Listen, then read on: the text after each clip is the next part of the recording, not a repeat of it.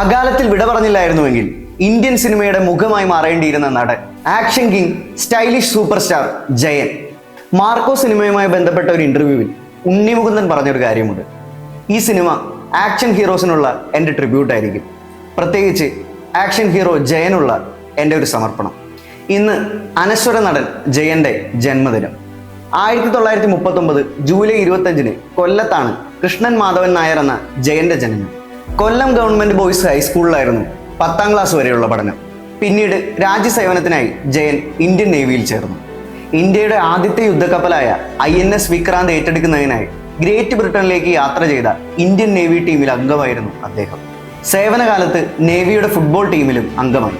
16 വർഷം Indian നാവികസേനയിൽ സേവനമനുഷ്ഠിച്ച Jayan master CPO പദവിയിലെത്തിയപ്പോഴാണ് സിനിമയിലേക്ക് തിരിഞ്ഞത്. 1974 പുറത്തിറങ്ങിയ ശാപമോക്ഷമായിരുന്നു ജയന്റെ ആദ്യ സിനിമ. അന്നത്തെ മലയാളത്തിലെ മുതിർന്ന നടനായ ജോസ് പ്രകാശിന്റെ മകൻ രാജൻ പ്രകാശുമായുള്ള സൗഹൃദമാണ് ആദ്യ സിനിമയിലേക്ക് എത്തിക്കുന്നത്. ആ സിനിമയുടെ സെറ്റിൽ വെച്ച് തന്നെയാണ് ജയൻ എന്ന പേര് ജോസ് പ്രകാശ് അദ്ദേഹത്തിന് നൽകുന്നത്.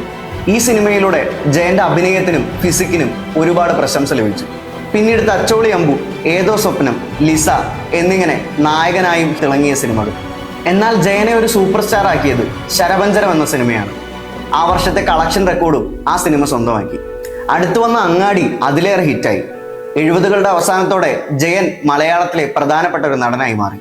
ആവേശം, മനുഷ്യമൃഗം എന്നീ സിനിമകളിൽ ഇരട്ട വേഷവും ജയൻ ചെയ്തു.